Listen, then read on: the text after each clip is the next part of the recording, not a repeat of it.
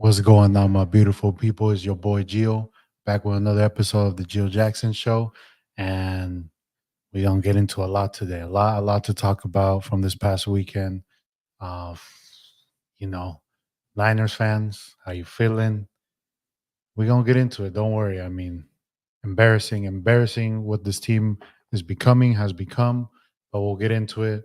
We'll talk UFC, chama or no chama, huh? We'll talk about some, obviously some Premier League, Super Chelsea, Hansi Flick ball, and then we'll end it up with, the always the fun questions at the end. A lot of scary theme questions at the end. But how's everyone doing? How's the start of the week going? Happy Tuesday. I hope everything's going great as always. I hope whatever you got going on, fix this real quick, whatever you got going on, everything is going great. Whatever you focus on, task, whatever's been causing you stress, hopefully it gets figured out. As always, keep pushing through, keep being you. But let's jump into it. So let's start off. My boy Bani, he said 30 minutes of material about the Niners. I can go a full hour about the Niners, but let's start off there. 49ers, what is going on? So the 49ers, they lose 24-23 against the Cardinals on Sunday. Um, Another 10-point lead going into the fourth, blown, and we're sitting at 2-3. 3-0, 0-3 in the NFC, 0-2 in the NFC West. Not looking like the team like last year. Um, After the game, a lot of players, even the coaches, kind of throwing subliminal jabs at each other, pointing fingers at each other, blaming. Bosa came out and said that, that there's like a disconnect. There's basically saying like there's no compliment. The team isn't very compliment with each other, talking about offense, defense, special teams. Kyle Shanahan comes back Monday saying that he doesn't see it that way. So interesting. Bang Bang Kaiser gang. Obviously, another injury. Nick Moody. Uh-huh. Of course, he injures his leg, his most important thing, why he's on the team to kick balls, pause. But let's start off with players, right? So this offseason, obviously a lot of players held out. Ayuk for a little bit, CMC, Trent Williams. A lot of these players, they're getting paid. They're playing it handsomely. Very good. Bosa, Warner, Kittle, Ward, Ayuk, Debo, Trent Williams, Hargrave, to name a few. I think that ties it up. And then middle of the pack contracts, Jennings, well deserved. Brendel, McKivit's got a contract. So a lot of players are getting paid. Handsome. Juszczyk, sorry, but you got your money. I get it. Taking care of the family, of yourself, rewarded. But this team needs character. This team, the players need to. I don't know. Like I don't know if they do it, but this team needs to just be like, you know what, we're the 49ers. This is not to our standard. The Amador Lenore, he came out after the game and said, good for them. Basically saying like good for them, that they got the dub, but we're still the better team, that the Niners are still the better team, that they should have won. Basically like that should have won mentality. Like if this didn't happen, we would have won. But I feel like Lenore, yes, he can talk the talk because he's walking the walk. He's our best corner right now. Ward isn't having the best of the season. Lenore, he had that block field goal, return it for a touchdown, and he's been balling the past couple years. Obviously, he wants to get paid. Next season, he'll be up. But I think it's a reflection of this team and some of the fans. As I always call out the fans too. This team feels that they're the best team in the NFL, that they should have been champions already. That all these excuses, injuries, non-calls, stuff like that. But I've been saying it for a long time, and I've noticed it starts with the coach. There is no accountability in this team. There is no taking a hard look in the mirror, being like, this is what I can do to change. It's been pointing fingers. And I feel because of it, we've seen this. This is where they've gone. Like they haven't been able to step up to the next level, to like these teams that have won Super Bowls, the Chiefs, right? Um, the Chiefs, they're not having their best of season, but they're 4-0. They have a Mahomes, they've won it back to back. And this team, I feel like they don't have that. They don't have that. I feel like, and then right now, what they're saying, and I've seen a lot from fans and stuff. Oh, we've been here before, where we haven't had the best of seasons. We haven't started the best, but we still made runs. Yeah, we made runs, but we ended up not winning the Super Bowl as well, and it was tougher. We lost in the NFC Championship, and it's going to be tougher for this team as well. They're older. They need the rest. They're coming off, last season, they played all the way up to February. They don't have the rest like these other teams have had and then over the past couple of years, right? Going far in the playoffs, like it takes a toll. They I felt like if they want to win the Super Bowl, they need that to have the first round bye. And right now, let's be honest, thinking of being the best team in the NFC, that's right now long gone. Being the number one seed, I think, at current is a wrap. Their mentality right now should be just getting into the playoffs. Or because if they lose against Seattle on Thursday, they'll be not only 0-4 in the NFC, they'll be 0-3 in the NFC West. And coming up after Seattle would be the Chiefs, and I don't know. I mean, the most confident Niners we haven't been able to beat them in Super Bowls, and we haven't beat the Chiefs. What the three times we faced them in the past couple of years, we've lost to them. I think even before that, I don't remember when's the last time we beat the Chiefs. Imagine that, going being 2-5, and then you got the Cowboys Sunday Night Football, and the Cowboys just beat the Steelers. 2-6. Oof. Kittle said, "Have the team ain't welcome around here, boy. Chemistry off. Chemistry is off." I've been hearing that. And I've been hearing that for a long time, I've been hearing that this team has like little cliques, They're called the Cobble Crew. Every year, every like summer, there's a group of players, usually the ones that have been paid, that they'll go to Cabo on vacation together. Not all the players go. I think this past summer, you got invited finally, because I'm sure he was getting paid. And I think a couple players have said that the vibes have been off. Um, I think Ward said, like, last season was a good season for him, but this season it feels off, and I wish I could say more. He said that to a reporter. The reporter followed up with, "What do you mean by that?" And he said, "I just wish I could say more." And I think where I'm going now is where I'm going to focus a lot of the attention to is Kyle Shanahan.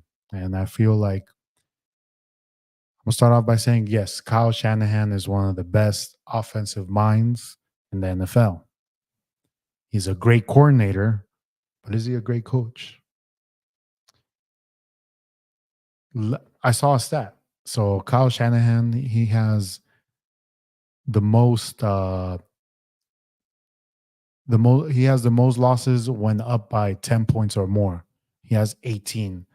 That's the most in NFL, and definitely the most in 49ers history.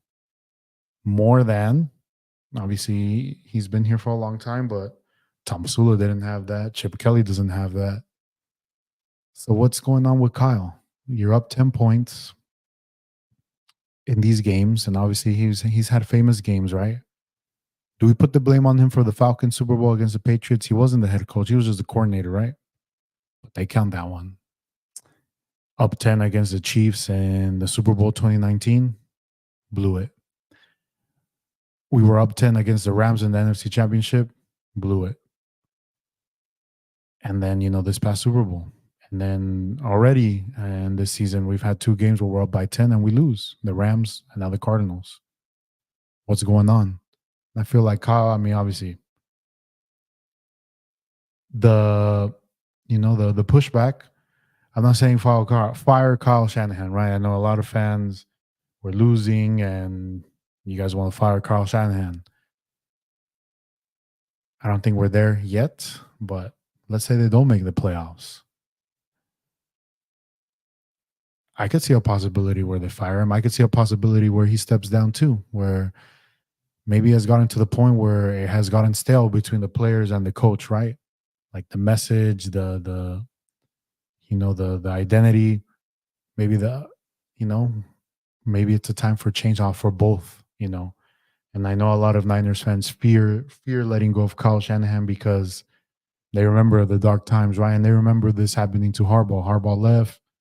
We had Tom Sula, then Chip Kelly, then we got Kyle, right? But I feel like the difference is I think we could attract, one of the top coaches as well to come to this. I'm sure, let's be honest, Kyle Shanahan, he gets fired, any team would want him except like the Chiefs, maybe like,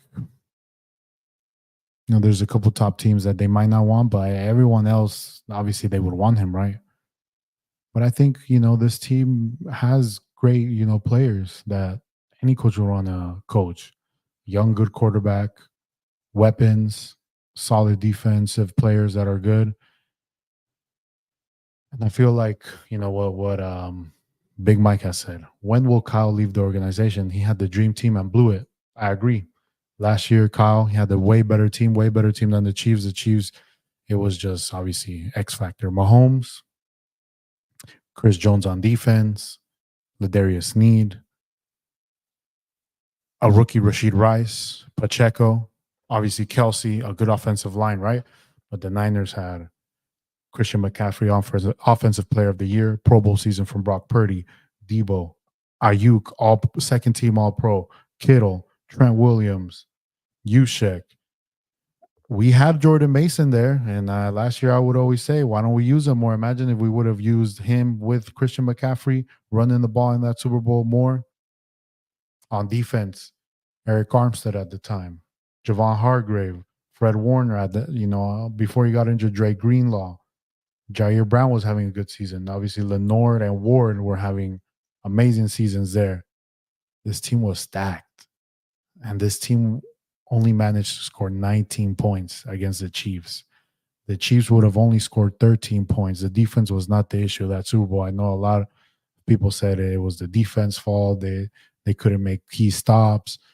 But come on, 13 points in the Super Bowl against Mahomes. The only reason they got 19 as well was because Ray McLeod fumbled that punt, and obviously they were right there in like the 10-yard line. That's the only reason. So it was on Kyle. It was on Kyle. He had everything to score. He had everything to win that Super Bowl. Better team, you know, everything. The offensive player of the year. He's a genius. He's an offensive genius. He can't figure this out. Like it's just been time after time, opportunity after opportunity, and it's always the same. We're up big. Why don't we run the ball more? Why right now do we only have Jordan Mason running the ball? Why don't we pick up, like a secondary back to, so we don't tire out Jordan Mason? Why didn't we keep Matt Breida? I know we have the rookie, but he's a rookie, and the times that he's got an opportunity, he's fumbled. He doesn't have that good vision.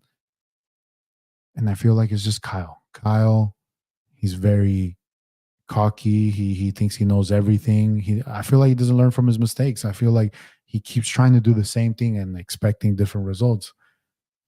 What is that? Definition of insanity. And now, I feel like more people, more fans, some of the players, they're calling him out because Kyle, he always blames. So, for example, after the game, they ask him, what went wrong, what was going on with the team. And, he says, it's tough when you lose your kicker, bro. Okay. I mean, you have the weapons. It was 4th and 1 on the goal line. Let's run it with Mason. We're paying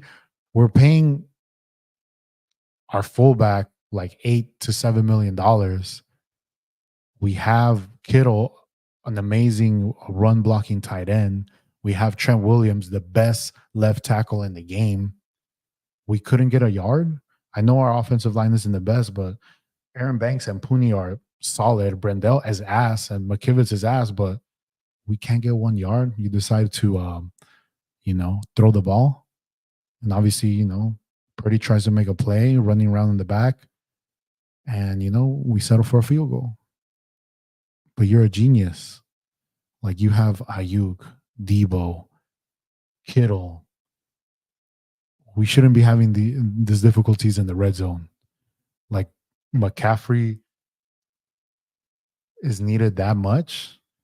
And I'm thinking that, I'm thinking, yes, McCaffrey's a cheat code, right? And I feel like Kyle Shanahan, I don't know, like he got so used to having McCaffrey, right? If the play doesn't work, throw it to McCaffrey. He'll juke everyone. He'll make it work. But it's like, dude, like they're paying you a lot of money to coach this team. Like, figure it out. Figure it the fuck out. Like, you're this genius. Everyone says that, your offensive is like innovative, right? Andy Reid makes it work. Andy Reid has less talent. Imagine if Andy Reid was the Niners coach these past couple of years. Shit, we would definitely have three-peated, especially with Brock Purdy. And Kyle's so stubborn. And it all starts that the year that Mahomes came out in the draft. Obviously, a lot of teams missed on Mahomes, but dude, our general manager said, "Hey, Kyle, we should definitely take a look at this quarterback." And Kyle's like, "No. I want to go with Brian Hoyer because he knows my system." Dude, fuck your system. Like, just because someone knows your system and can, run your system mid-level well, you literally passed up on one of the greatest quarterbacks of our generation right now just because you didn't think he could fit your system. And then not only that, okay, a lot of teams miss, I'll give you that. Many teams, passed up on him. But then Tom Brady, the greatest quarterback ever, is like, "Kyle, I want to play for the Niners. I want to play for you." And you tell him, I don't know, Jimmy Garoppolo's young. He has a lot of potential. You kind of old, bro. I'm good. What does Tom Brady go ahead and do? He goes to the Bucks, wins a Super Bowl, beating the Kansas City Chiefs. So it's his own ego. Because I think Kyle Shanahan, he wants to prove that it's his system, not the quarterback. And that's why he likes having these mid quarterbacks. Right now, he looked out. Say what you want about Brock Purdy. He may not be an elite quarterback, but he's a good quarterback. And I feel like right now, Brock Purdy, the thing that he's been struggling is he's trying to play hero ball. He's trying to make things happen when it's not there. And he's holding the ball a little bit too long, which causes him to make mistakes, throw interceptions, get sacked. And maybe it is the pressure of, dude, like I need to have a good season because I want to get the $60 million. And maybe it was the pressure of Kyle too, because Kyle tells him where to throw it. Like if you've watched like those clips, like he's like, throw it, Ayuk's open, throw. That might affect, just let him play loose. And maybe it might have not worked with Mahomes, because Mahomes, what he's good at is improvising. But I don't know. I mean, what do you guys think? McCarthy I'm good. If we had Tom instead of Jimmy, we'd have celebrated at least one by now. Exactly. But like I said, it's his stubbornness. He wants to prove that he can, basically any quarterback can run the system, and it's because of him they won, because of his system. And sometimes, now I will say this. So back to what I was saying, right after the game, he says, it's tough to win a game when you lose your kicker, right? Stuff like that. Like I've never heard Kyle Shanahan say, "You know what, this game's on me. I didn't prepare my players well. I didn't set up a good game plan for this game. It's on me. I'm going to learn, and the next game, you're going to see improvements." Look what the coach for the Bills did.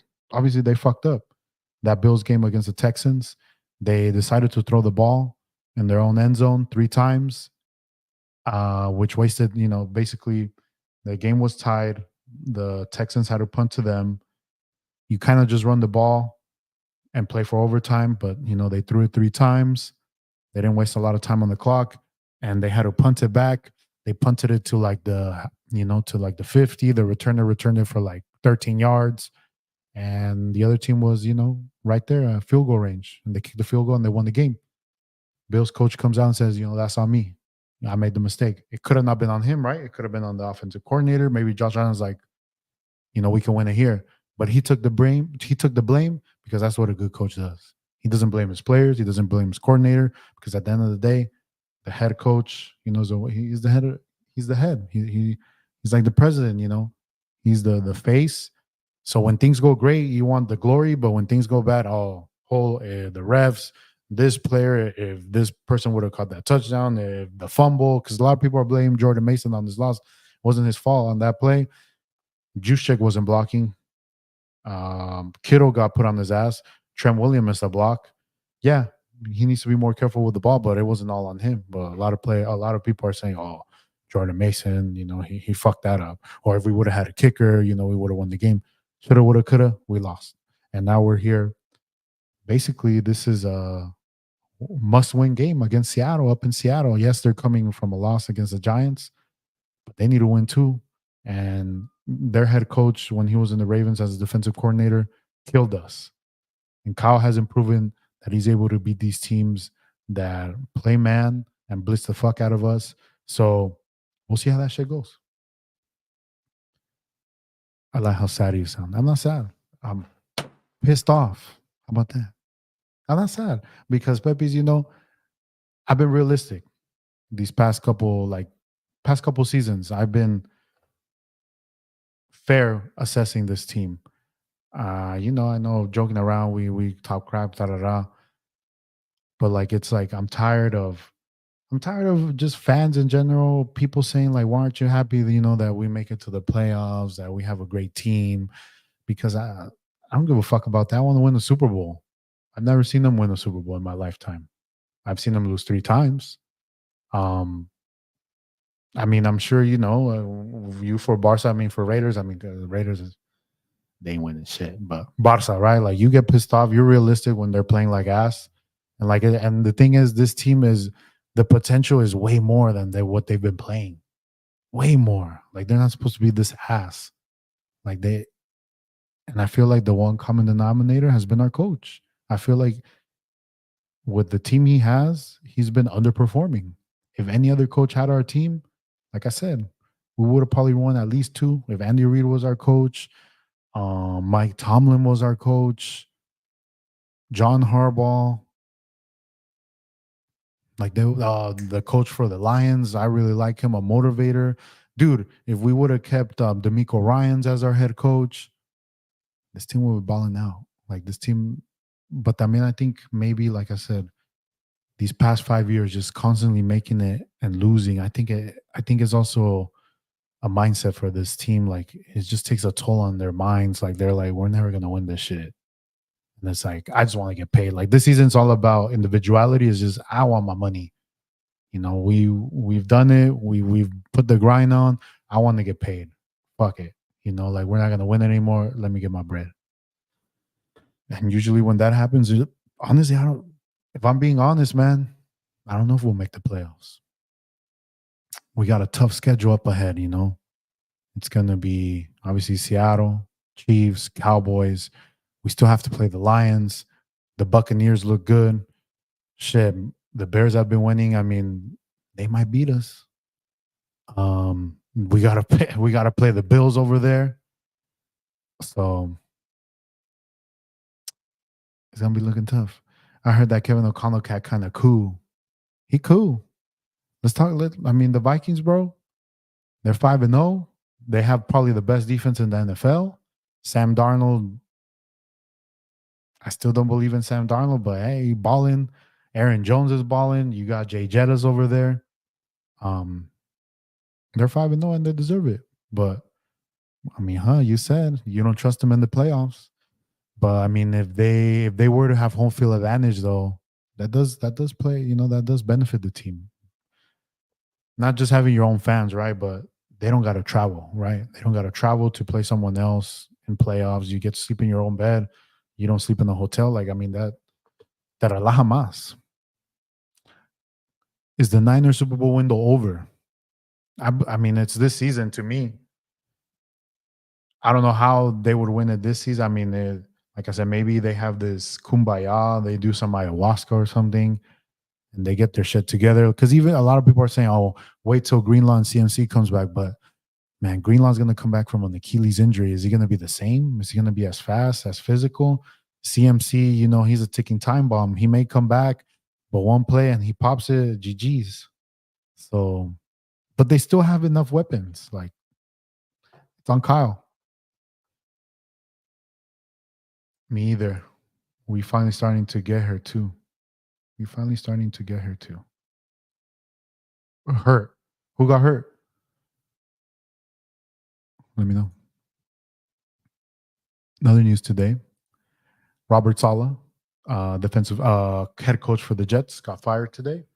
And Alberto asked me, let's get Sala back as a defensive coordinator. So, first of all, Sala got fired from the Jets. A little bit surprising, you could say.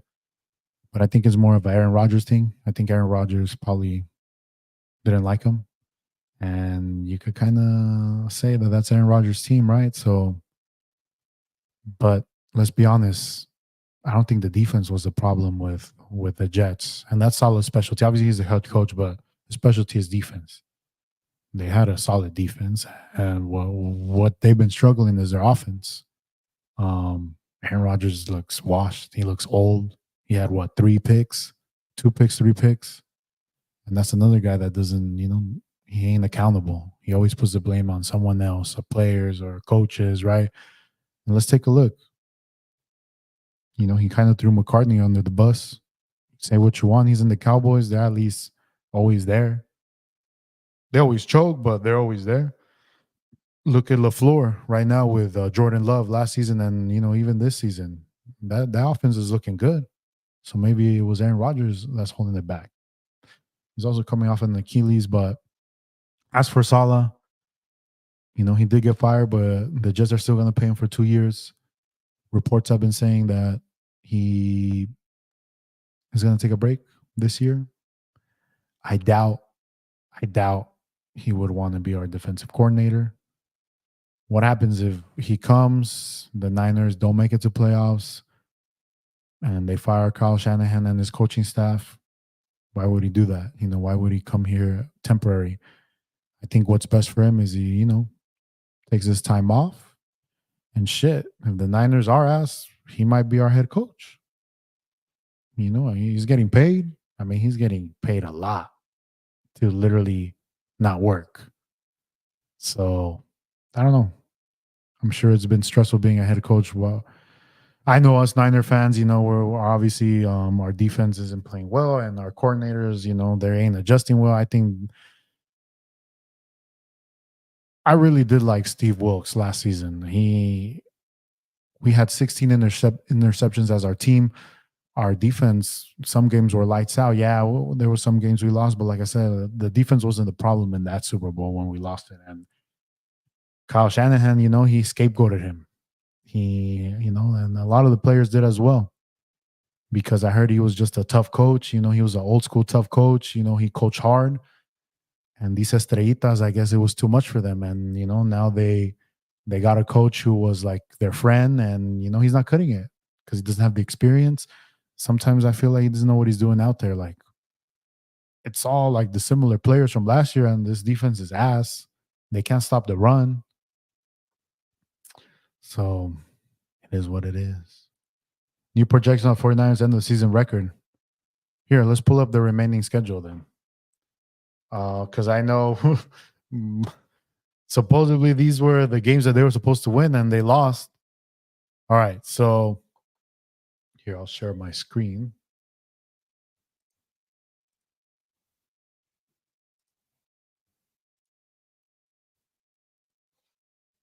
And let's okay. So we have Seattle, must-win game. I'm gonna say dub. Let's see if it bites. Where's Tony? Tony busy. Tony different lately. I don't know what's going on with him, but I miss the banter with my old friend. I think that's what's making me sad, Pepe's actually. My old friend's not here. It's his day off, but he's not here in the chat. But anyways, I think we beat Seattle. The Chiefs, I think we lose. I think we lose. Cowboys, Niners, interesting. Oh, he's asking for permission. I don't know. I think this is the year that Cowboys finally beat us.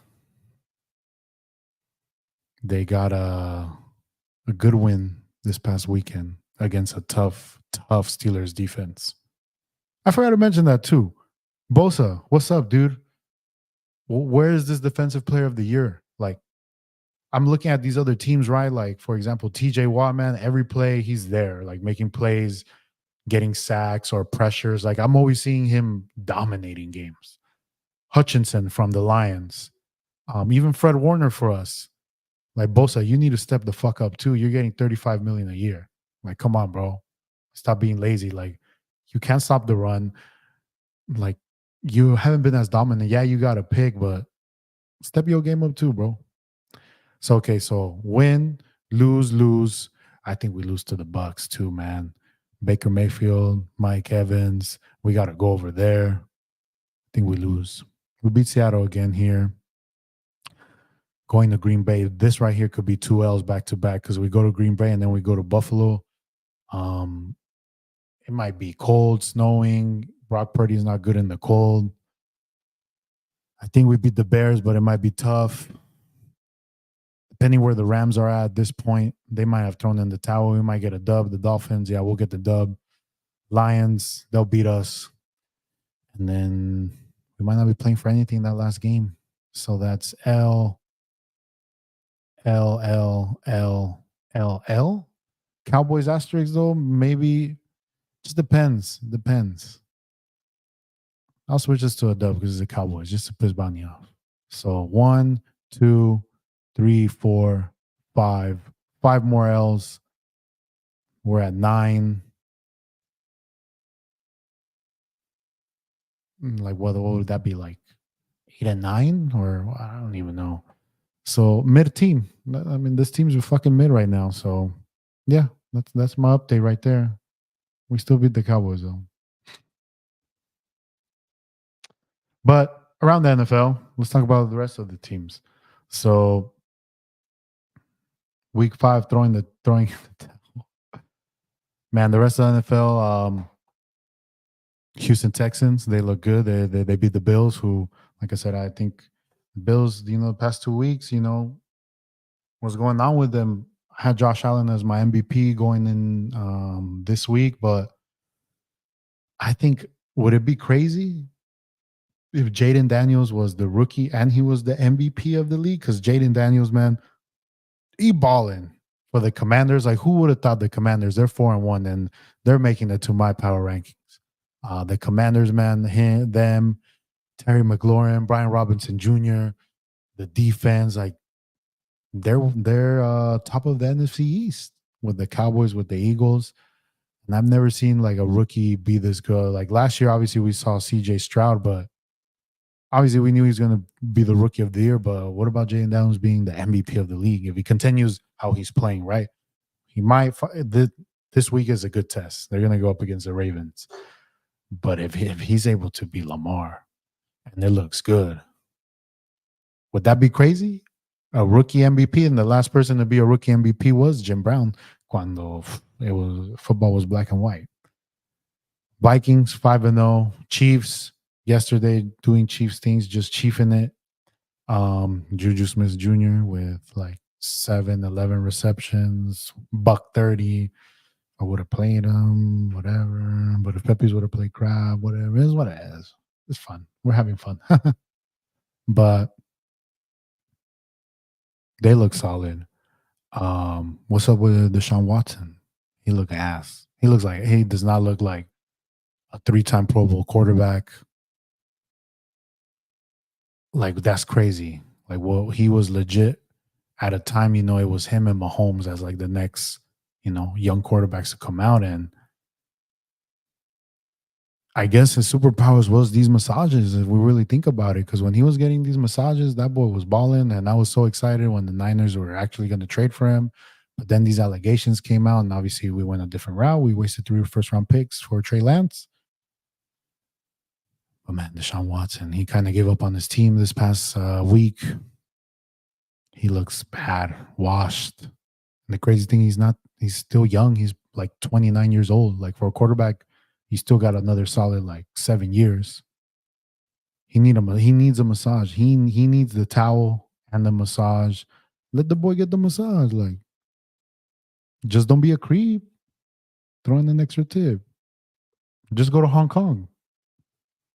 I'm sure. I'm sure they got good massages in Hong Kong, from what I've heard. But Seattle losing to the Giants, I did not see that. And fuck Seattle too, man. Y'all fuck me up, dude. Why? But that's on me. I put my faith on Tyler Lockett and the Seattle defense because thinking they're playing the Giants at home. They start off good with a fumble return for a touchdown, and then they got fucking worked by Daniel Jones and some receiver. I don't even know who. No Malik Neighbors either. Anyways, those have been, yeah, I mean, the Raiders doing Raider things, losing against looking. Is Bo Nix good? Or are the Raiders that bad? Because Bo Nix, he looked cool. He did look cool. They finally beat the Raiders after I think like they after like the past times they've faced, I think like they haven't beat them in like 8 games. So Bo Nix. Um Sunday night game was the Steelers. Yep. Went over that. But let's jump into the power rankings. We know. Y'all need a quarterback. Where's Devontae Adams gonna go? I heard news today that it should be announced shortly, or maybe in these next couple of days. I need Devontae Adams to go to somewhere good because he's on my team. You know, if he goes to the Bills, title run starts now. That's all I'm saying. Don't go to the Jets. He's just gonna get more? No, do not go to the Aaron Rodgers. No, that team's ass too. Their offense is ass. Defense is good, but it's like, dude, he's Garrett Wilson's gonna want the ball too. Devontae Adams gonna want. Obviously, that's Aaron Rodgers' boy. What about the Saints? Because I know his boy's Derek Carr too. I know they got Olave. It'll be the same thing. I think the best, obviously, the best spot would be with the Chiefs, but the Raiders aren't trading him to the Chiefs. Other than that, I would say the Bills because Josh Allen, he needs some help too. We'll see. But my power rankings. So obviously, number one, I'm gonna have to go with the Kansas City Chiefs. They're 5-0, current back-to-back champions. That stays the same. Steelers.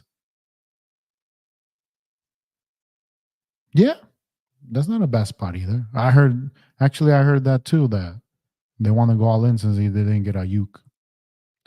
But Chiefs number one, definitely. Like I said, 5-0. Not playing their best at all. Like Mahomes does not look good right now, but like I said, man, they different. Benefit of the doubt, they deserve that. They got the best coach in the NFL, the best quarterback. They got to wash Kelsey. And please, like I said every week, can we stop showing Taylor Swift? Like, we get it. Fuck that bitch. We get it. Anyways, number two, I'm gonna have to go with the Vikings. Obviously, they're 5-0 as well. Probably the best defense in the NFL. But the thing is, when is the pump?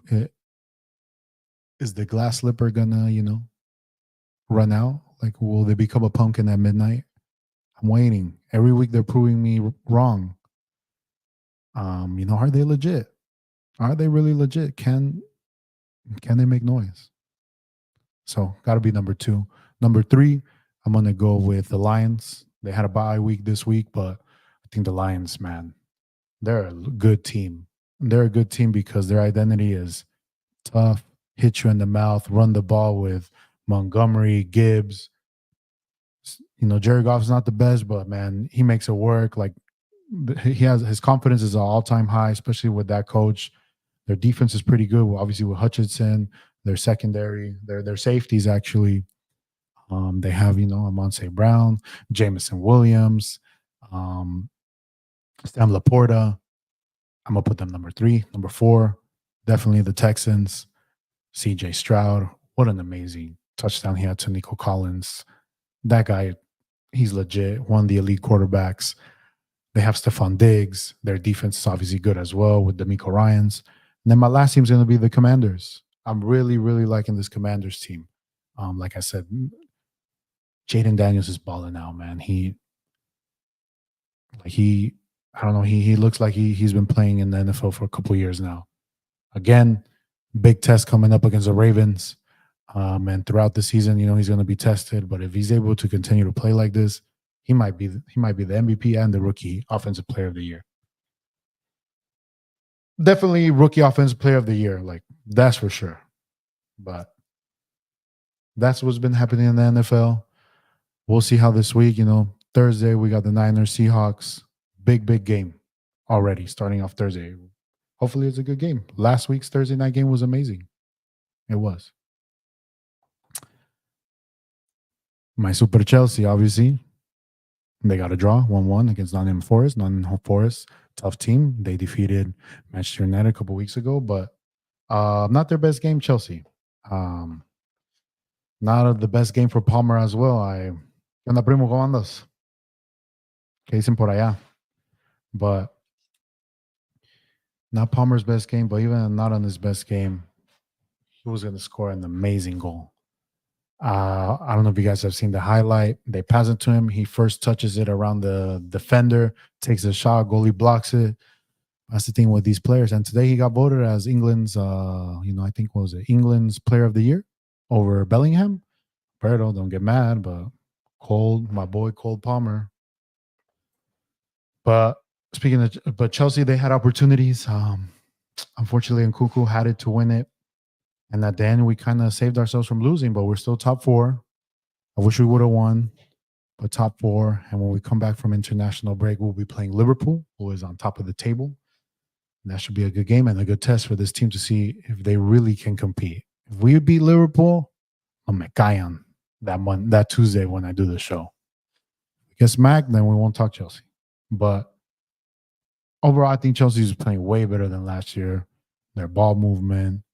Some of these players have stepped up. Obviously, Cole Palmer, Caicedo, he's playing amazing. He's playing, legit.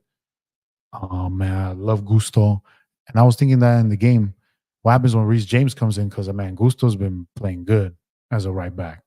And our center backs, our young center backs, Fofana and Caldwell, they're playing legit. João Felix, like I said, he has his moments. He's just lazy. But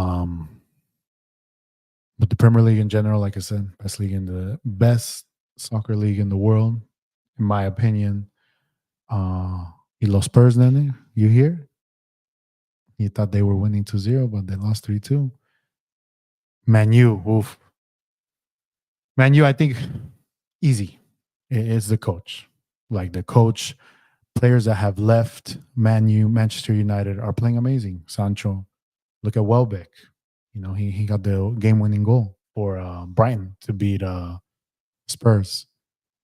What happened to Anthony? Anthony in Ajax was a baller. He was a baller, cooking people. Yes, the Premier League's different, more physical, but man, he ass. Casemiro was one of the top defensive midfielders in the world in Real Madrid.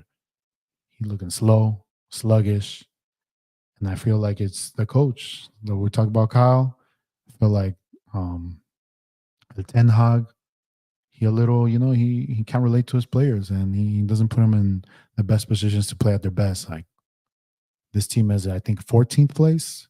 They have 2 wins. I don't know how many losses, and right now they're in international break. I feel like this week actually the coach met with the owners and the board, whatever, to decide his future. I think the worst thing that happened to Manchester United was them winning the FA Cup because that gave Ten Hag another season. They would have lost. I think he would have been fired. But is it crazy to say that the Ole days were better for Man United than these times? Only time will tell. Speaking of a team balling right now, Hansi Flick, well, Barca in general, they get another win. They're top of the table of La Liga. They beat Alves 3-0, Lewandowski hat trick. They're up again. They're up on Real Madrid by 3 points. Real Madrid, they're getting in their groove though. Real Madrid, they had a victory against Villarreal 2-0. I saw Vinny, he was cooking out there. So I'm excited when they finally match up. Obviously, Barca's identity, they're playing a lot better, way better. What can we say? Jamal, the Lewandowskis, the Pedris, Rafinha looking like Ronaldinho out there. Um, I can't wait finally for a good Clasico where, obviously Real Madrid and they've been the better team these past couple of years. We can disagree. There's been competitive games between them, but now, can it be like the golden days of the Clásicos? Hopefully. But Barcelona stepping up. But where's Alberto? I'm waiting. Our biggest Jamal fan, Alberto, are you here? Going once, going twice, because I know it's crazy. Alberto, he be hyping up Jamal like I've never seen someone hype him up. He calls him the next Messi. Oh, that's gonna trigger him. I know it. But no, I mean, let's be real. I mean, Jamal, I know the comparison has been like Ansu Fati, Bojan, who else? All these like next big things, right? But I feel like Jamal, he's already done more than they've ever done. He's one of Barca's top players. He was a big reason why Spain won the Euro Cup. Like that already at 17 years old, like he's just gonna get way better. Now, obviously, the comparison is to Messi, right? Let's pump the brakes. Let this kid build his own legacy. Um, but Messi at that age, he was good, but he eventually got to that spot at 20, 21, 22. Like I said, Jamal's still 17, but I expect big things from him, and I think he's gonna be the next star. I don't know if he'll ever be Messi, because if he's gonna be Messi, then we're talking about one of the greatest players of all time. But I think at this point, let's give him what he is, an amazing player right now at such a young age. And hopefully, we don't wish any injuries and anything. But Barca, man, I'm happy that they are playing better, and that they are playing beautiful football. That's all I ask from teams. Beautiful football, not this Atletico de Madrid garbage. These defensive, disgusting. Other news today: one of the greats, Andres Iniesta, announces his retirement. And what legacy does he leave? I think one of the best players of our generations, definitely. And sometimes a little, he didn't get the recognition sometimes he deserved. You could say he probably deserved that Balón de Oro when Spain won the World Cup.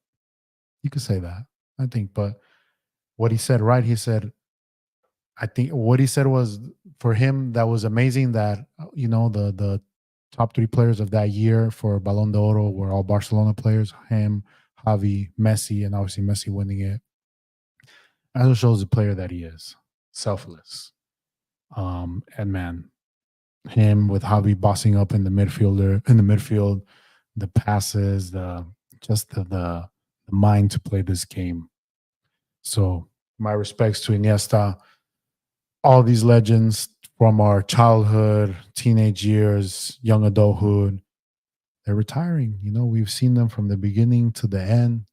It was crazy. I was watching like this, like they had like the World All Stars versus Mexican All Stars, like all older players, and it was like, damn, they were my heroes. They had Drogba, they had Javi, they had Pirlo, Buffon.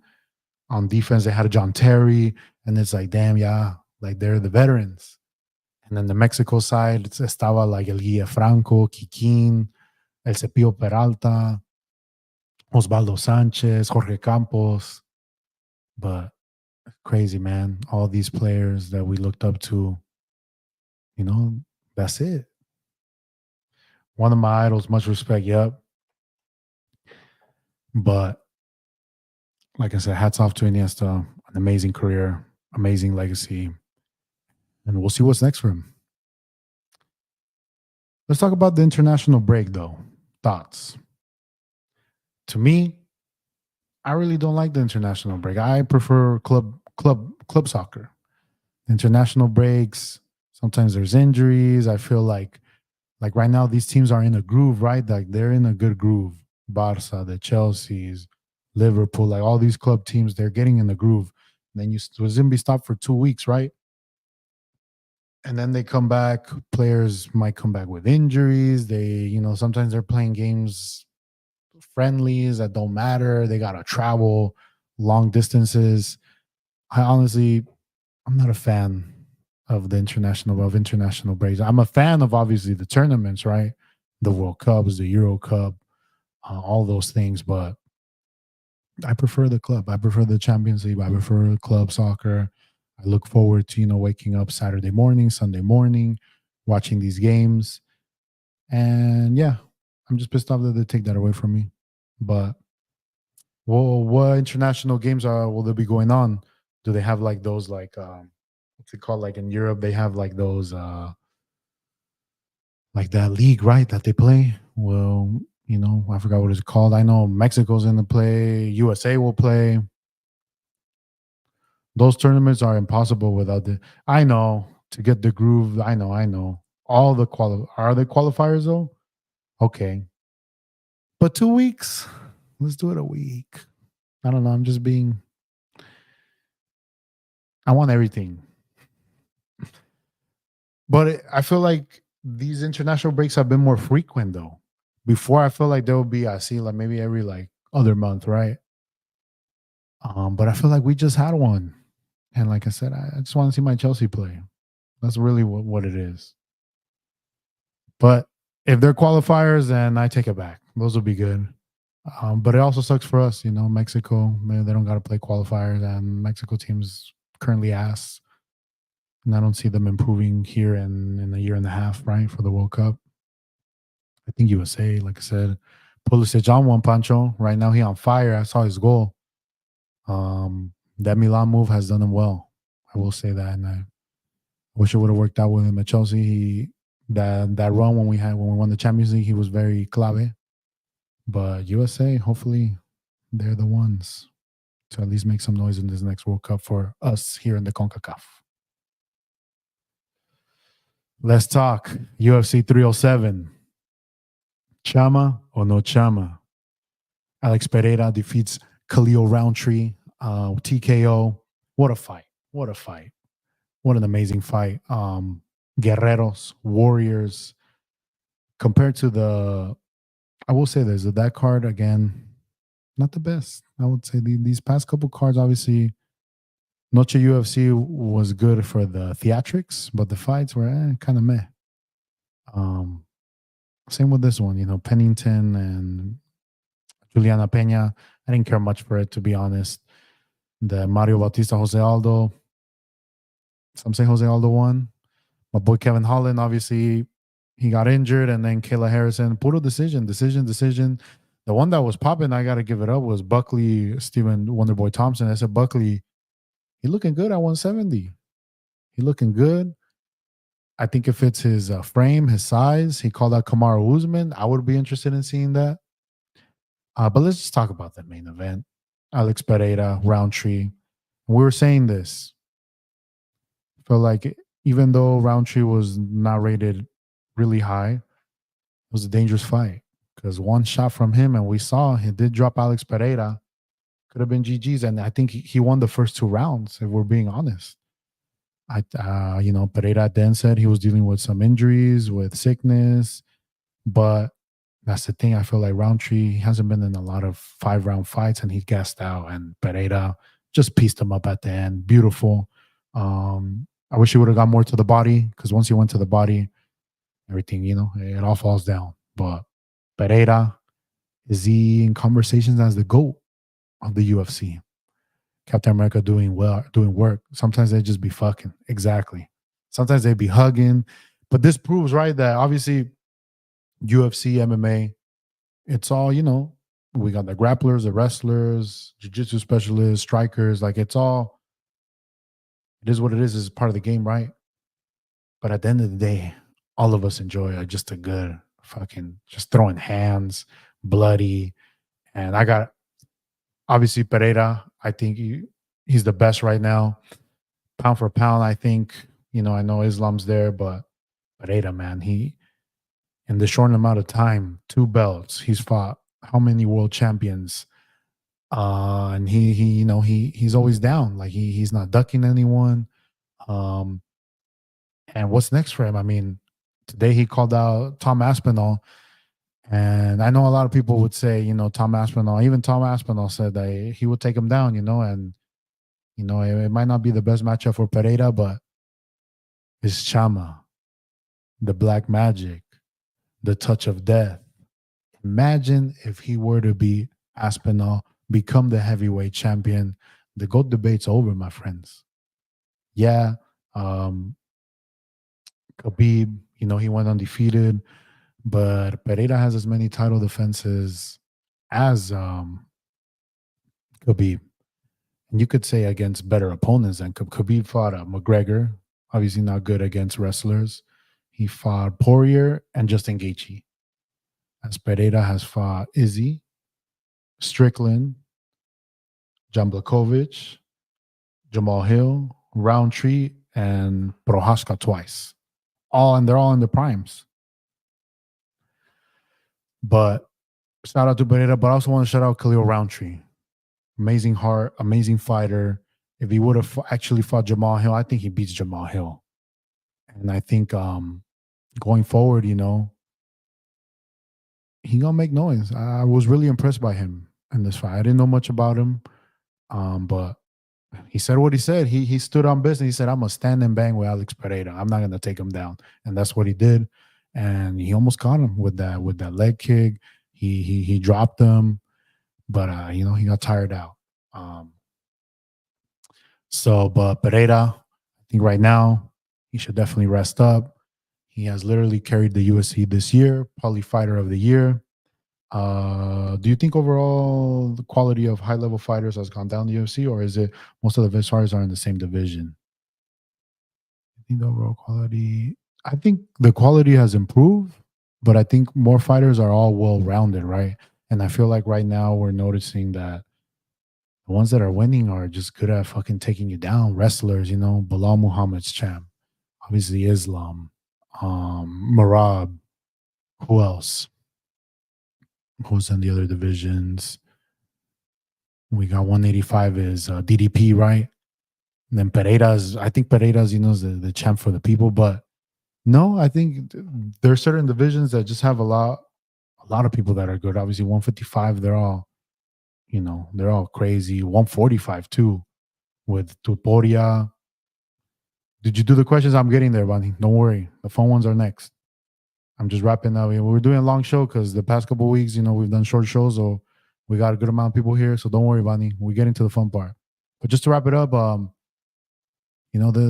think the levels improve, but I think right now that's dominating, and why it makes it seem that like these past couple like events have been like kind of like meh, because man, these wrestlers are dominating like that, have good ground game, and the strikers, it's tough for them if they can't stop the takedowns.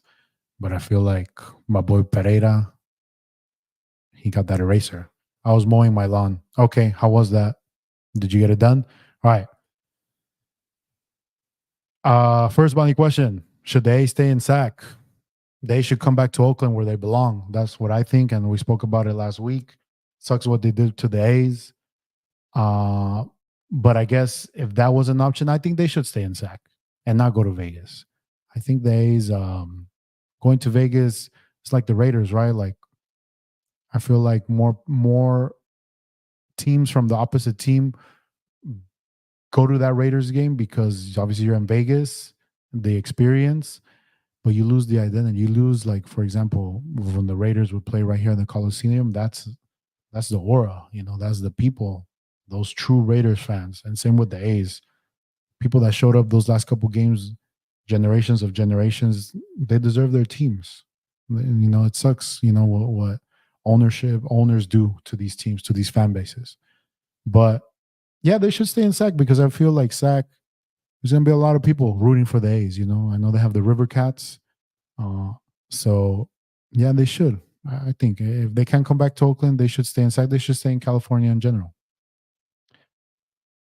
Should we get to the horror, or should we get to the thoughts of the Joker movie? Obviously, full spoilers ahead. I'm letting you know right now.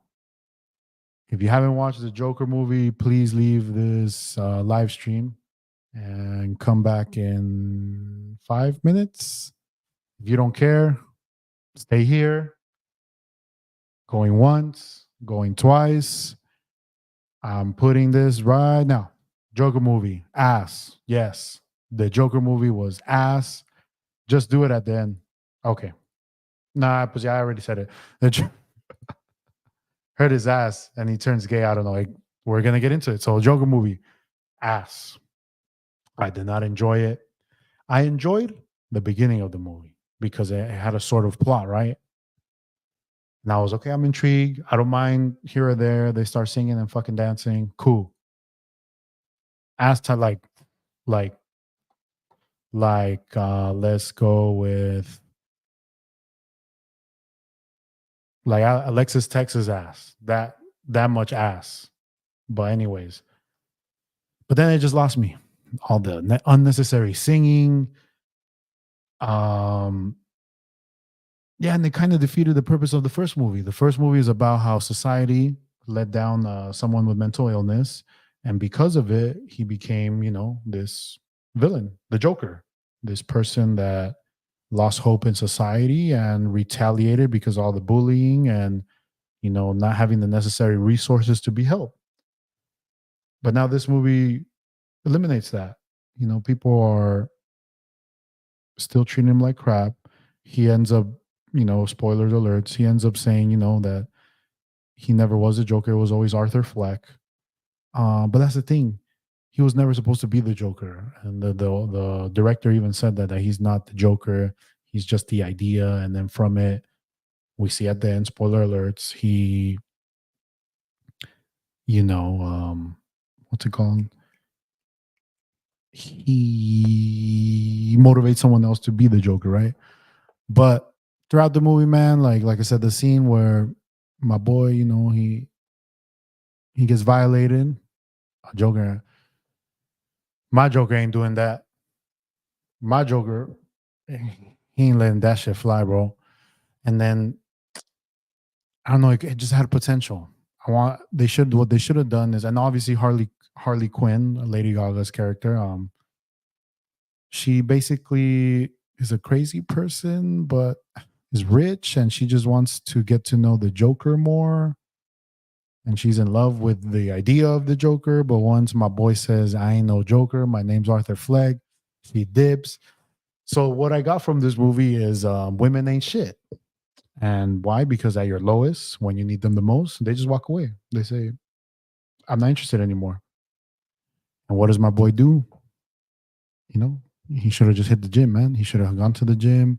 He should have focused on himself. He put all this energy on this fucking chick that just wanted him because of an idea she thought of him.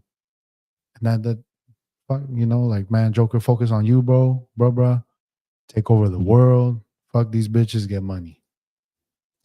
Every time the movie was getting good, they cut it with, and then that's the thing. Like, these songs were just like, bro, like, but everything was a song. Like, everything. Like, he taking the shit, they start singing. He taking the piss, he starts singing. He eating, they start singing. Bitches ain't shit, but hoes and tricks, exactly. But what else? So, anyways, which gets me to here, right? But before I get to there, and then he hits him with, so this inmate throughout the movie where like they keep like showing this inmate, right? And I was smart. I got it. Oh, he gonna be the next Joker.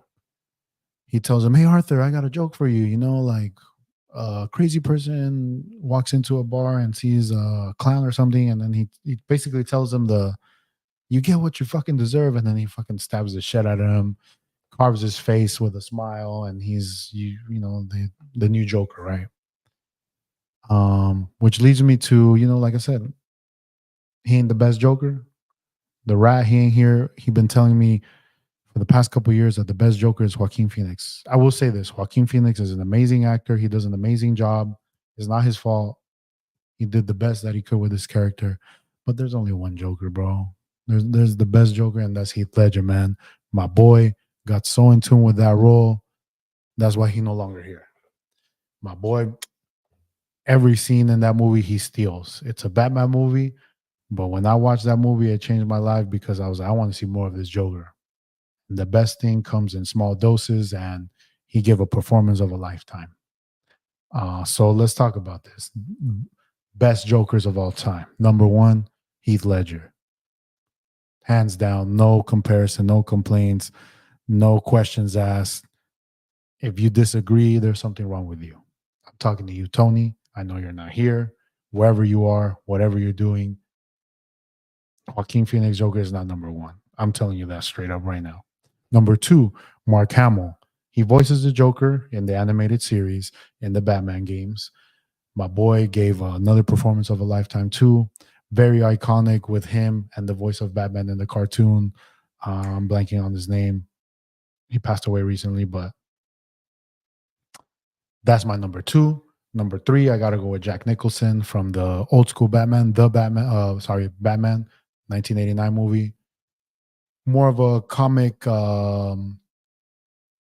very comic-y, more to the comic type Joker. He gave a hell of a performance as well. At the time, was the best Joker until Heath Ledger came. But I'm out of respect for Jack Nicholson. He has the look, the goofiness. He my number three Joker. Two, Jack Nicholson. I'm going Mark Hamill. Mark Hamill as the voice. Number four, Joaquin Phoenix. Because of the first Joker, he did an amazing job. That movie was great. I'm not taking anything away from him, and I'm putting it as number four. I think he was great. And just this movie, like I said, too much singing. I will say this though, from this new Joker, there's one scene that's probably the best scene in the whole movie where in the first movie, right, when he kills like that guy that was bullying him from work and the small guy, the I don't know how you call them, the short people, he didn't kill him and he tells him, I've always liked you. You're always nice to me. So then they bring him to court, because spoiler alert again, the lawyer against Joaquin Phoenix Joker is Harvey Dent, who, if you know the comic books, he becomes Two-Face. He brings them to talk about what happened that day. And that was very powerful scene with the guy because the guy's like, what's crazy is you were always very nice to, and he's crying and you can feel the pain. He's like, I'm scared because you were always so nice, basically implying that you were so nice to me and I just never expected you to do something like this. And that scares me.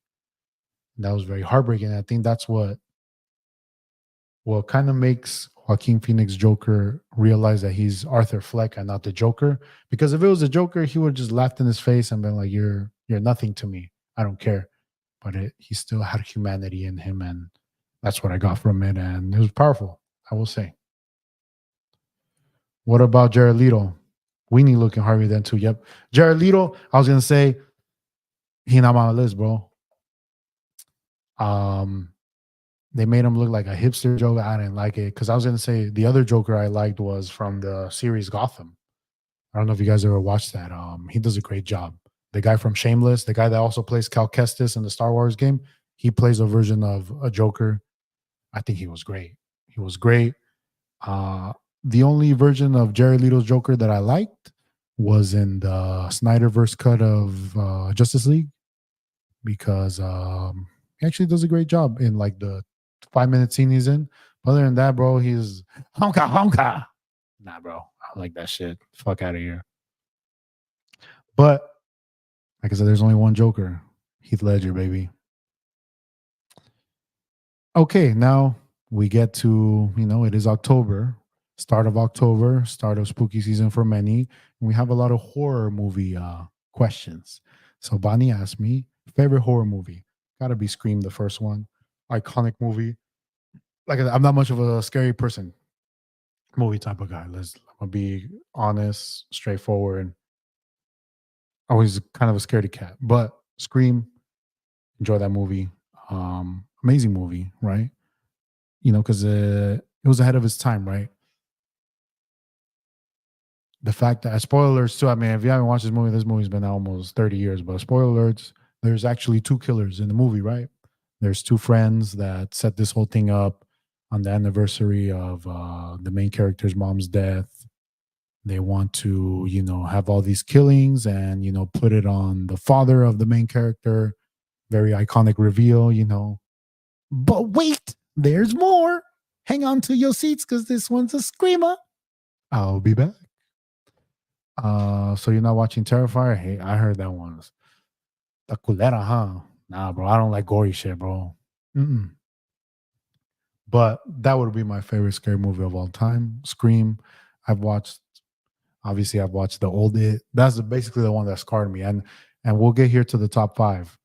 And I'm just basing this off movies that I wouldn't watch, but top five scary movies. Number one for me got to be It, the original one.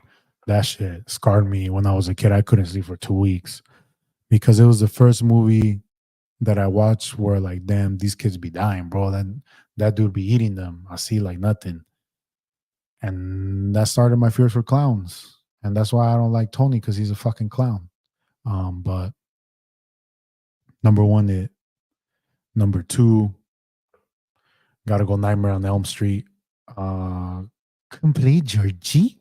Where's George too? Number two, Nightmare on Elm Street because that's a scary concept, man. The fact that you're not safe when you go to sleep, and that's when it gets you, and then you can die, and that was a scary concept. To be honest, that the only way to beat him is if you don't go to sleep. So if you like a cokehead, you good because you never sleep. Number three, Friday. But see, because I got these top five scary movies, and then rate your top five slashers. Do they kind of go hand in hand?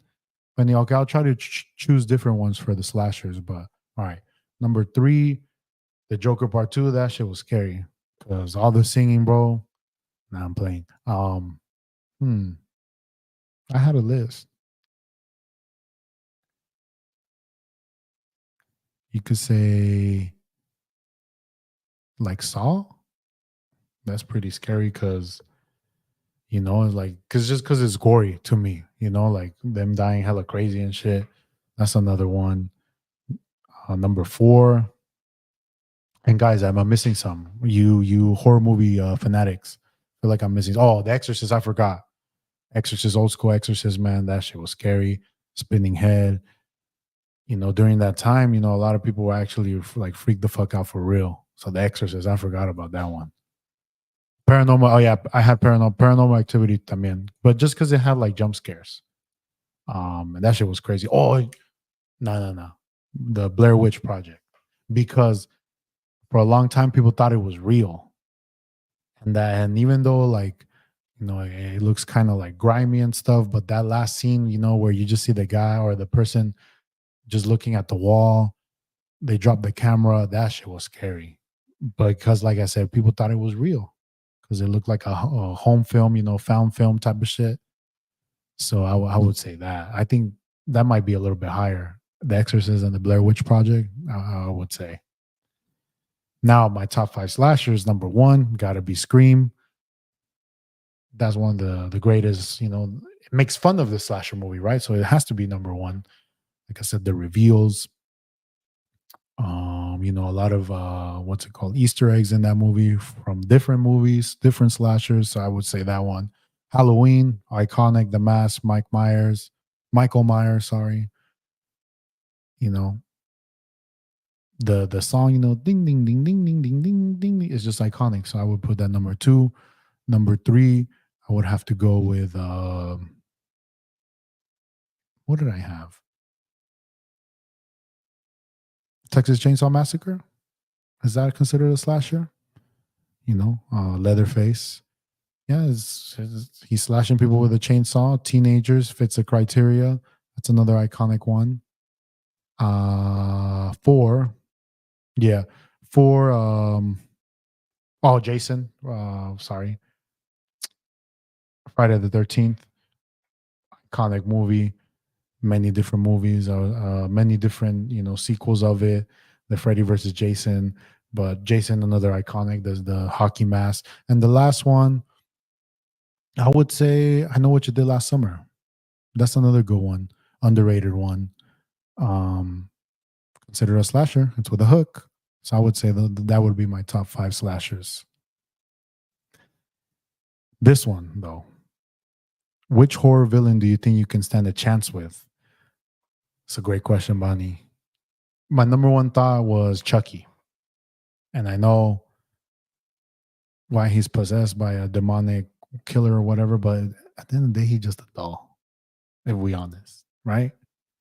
Like we can burn that motherfucker, crush him, like I don't know, in like the trash, or just return them to the store. Be like, I don't want this toy. I want to return them, and that's it.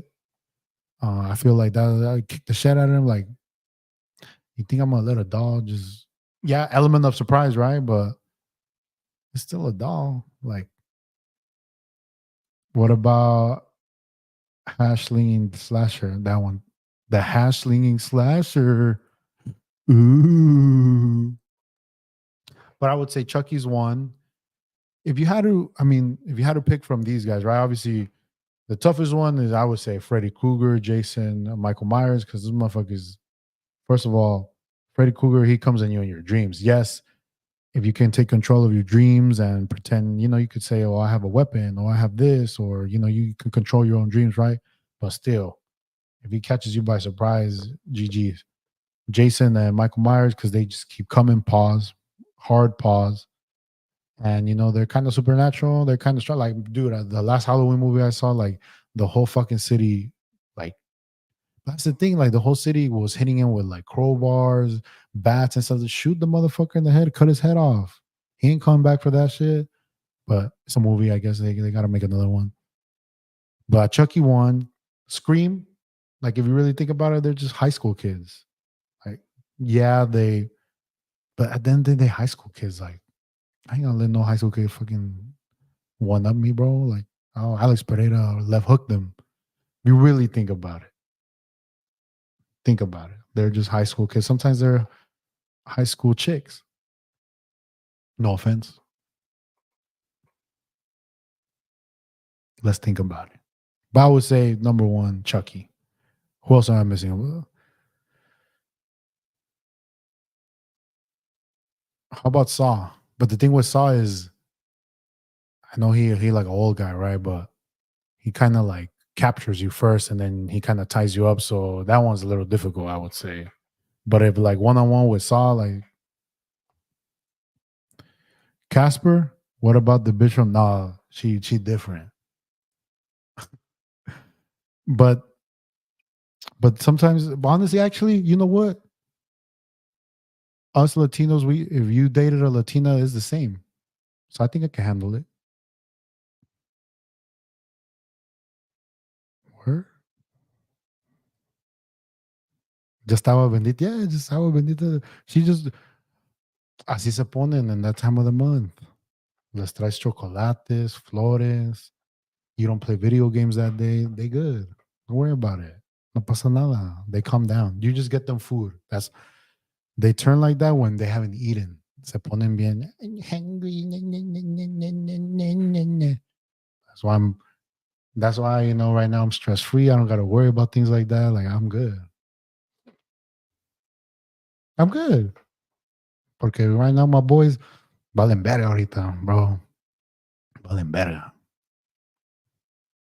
They don't reply. They don't got time to kick it. I'm gonna go to sleep. Uh, it got dark. But like I said, Halloween time, we get dark. What about special shout out though for Halloween movies? Halloween Town. And my mom, what's it called? My mom's on a date with a vampire. Can't forget about those. Those are classics of all time. Halloween Town and my mom is dating a vampire or something like that. The Disney Channel ones, those are goaded. Me, or Annabelle too. I could take that bitch. I've seen the pictures when she sells the selfies too. La Annabelle. Under wrap, oh yeah, Bunny. Under wraps también. Those three movies are goaded. Those are the top Halloween movies. Very goaded. Under wraps, Mom's on the Date with a Vampire, Halloween Town 1 and 2. Calabar's Revenge. Those are golden movies. All by myself. Don't wanna be. Hocus Pocus too. Ya están viejitas son, but Hocus Pocus. That was a good one.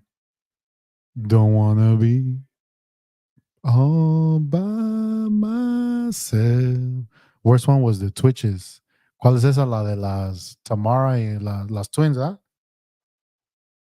Nah, Goated, obviously, like I said, On the Wraps, Halloween Town, Vamos a Andar with Vampire, Hocus Pocus. Those are the goated ones. I would have to agree. Missing one. One thing. Oh, Phantom of the Megaplex. También. Bani, that's your movie. Because you're the manager, Aizales. You're the one that started everything. You gonna do that at Cinemark? Also, don't look under the bed yet. You know which other series is goated to? The old school Goosebumps is goated. Those were great. That was a great series también. La de Mike. La de Mike. ¿Cuál es esa? La de Mike. But yeah, I forgot about Phantom of the Megaplex. That's a good one. Anything else?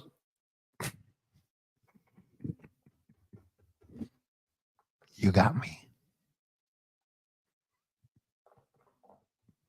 La de Mike Ock. The Ocky way.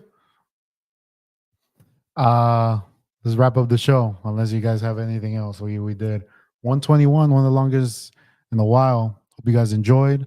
We covered a lot. Make sure right here, 6 people right now, hit that like button real quick for me. Hit it. If you haven't subscribed, please subscribe. We're at 91. We're 8 away from 100. Share with your mamas, baby mamas, side piece, your side dude, whatever. Just let them know, hey, this guy's pretty funny. But a movie you have not watched that's scary. You know which ones? Like my cousin, they used to watch. Remember, if you had like Xfinity, tenían like the Fear Fest channel or the Fear something. They have some scary ones. La de Wrong Turn, esta culera. The Hills Have Eyes, esta culera. But I've heard there's darker ones, like those darker European ones. Those are pretty scary. But I've usually watched them like this. So that counts. Pues ya as older, pues I've watched a couple también. I'm not that much of a wussy. I am. But Gio's words of wisdom. Be stingy with your energy. Energy is a lot. Give energy to things that will do you well, like yourself, family, friends, things that make you happy, things that benefit you. A lot of people be giving energy to the wrong people, to the wrong things. So I would just say, focus on that, focus on what's important, and stick to that. And that'll wrap it up for today, guys. Thank you again. An amazing show. I enjoyed this one. Have a blessed week. I will see you next Tuesday. Hopefully, Bonnie, we 1 and 5.